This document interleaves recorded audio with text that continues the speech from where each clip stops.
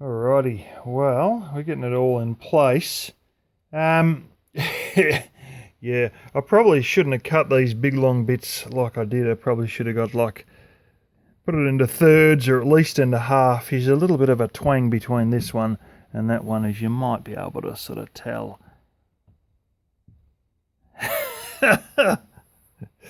Anyway, I've been working out.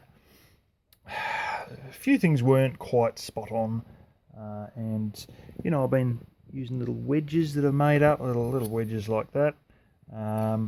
You don't cut along the end of the grain, otherwise they just split to bits. So you try and cut with the length of it. So what I'm saying is your wedges actually, you never cut a wedge like that because it'll crumble very easily because the grain goes that way. As you can see with the lines, the grain's going that way. So what you do is you cut them like that.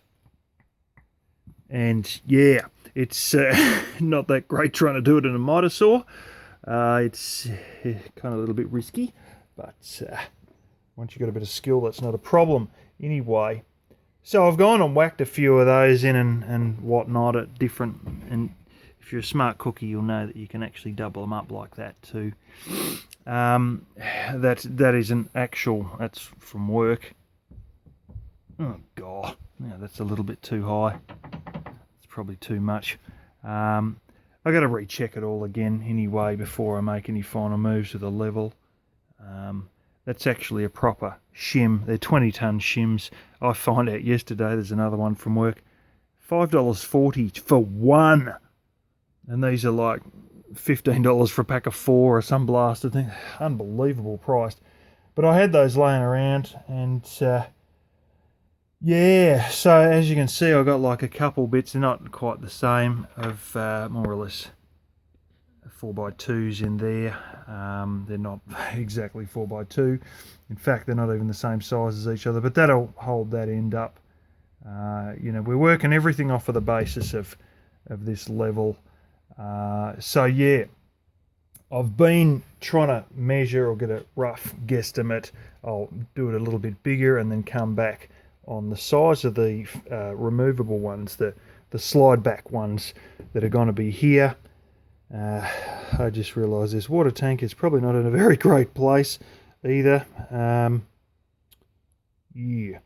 Anyway, I'll work something out for the end one. Might have to just have a little bit of an extension off of this so I can put my rod in the back here. Yeah, but anyway, there's my sizes. Back metal front. That's all in centimetres. Never mind all that. 47 at the front, 58.5. There's 11.5 centimetre difference, which is a 4.5 inch difference from this foot that I sort of measured through this hole. It's going to be about here somewhere, to the one up near the back of the seat. 4.5 inch difference. Whoa. I also realised that some of this business here, I'm going to have to like trim this and put like a bit of a aluminium trim or something, because it gets a fair hammering from, see all this here with all your gaps, as you slide it up, they keep catching on this edge. So I'm going to have to cut it off and then put like an aluminium trim so it just doesn't keep hammering against it. So it's an actual curve, but it's not crappy MDF. It's actually, aluminium that's a consistent curve without any stops and starts sort of thing. So it sort of slides up smooth enough. It is bloody heavy, and to be honest, not as strong as I had hoped either. But it doesn't really matter because I've got a whole heap of ply that's the same size, 3/4 inch formwork ply that's supposed to hold, a couple of ton worth of concrete for pouring concrete, that I also got from work, brand new though. And anyway, I might eventually, if this gets a real pain in the ass, I might use one of those. But these are, even though they're 3/4 inch, they're actually heavier, but then they're stronger. But this is so damn heavy. It'd be lovely if you had hinges and stuff, but we not too good on the mount points when you get to the back here.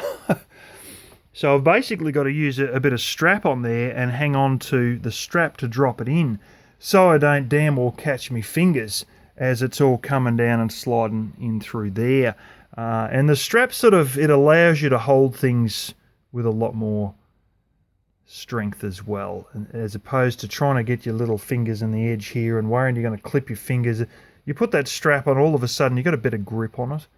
I sort of knew a bit of this stuff from doing house removals. There's different ways they use straps that dramatically increase your ability to lift things, based on weight spread and stuff like that. So anyway, let's just tie it in a knot, but I'm going to go on.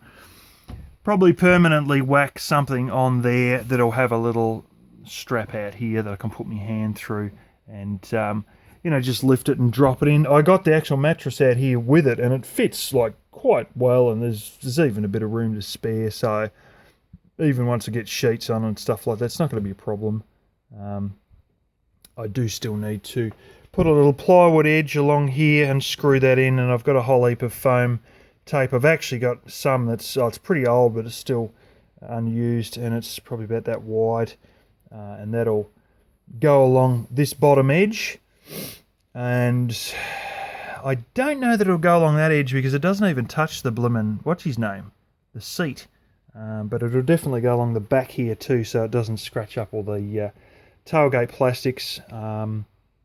As for this, I said, well, this is about something, a certain amount of height, and what we've got to do is give ourselves a bit extra, so I make it 50, but I made this 50 centimetres, not this. So I have bugger all room there. I can fit my fingers in. I was hoping to get a 1/2 inch line. I might be getting a 10mm, which is 3/8, or smaller, like an 8mm or something, because there's not going to be much room. But I've worked out what I can do to stop jamming the pipe. Instead of running it out the back here, I'll run it down this side and then just run it through along the edge here and shoot it out the back, probably underneath this, or maybe right out through the back here before it goes up here and into where the sink's going to be mounted, because those of you who don't know, I should be able to... There's all my jack and all the BS. Get me little jack out when it comes out. Geez, I didn't even know it had a mounting point there. Apparently it does. There's a little bung that you can probably barely see down there, and that's where the outlet for the water is going to be. So anyway, that's that.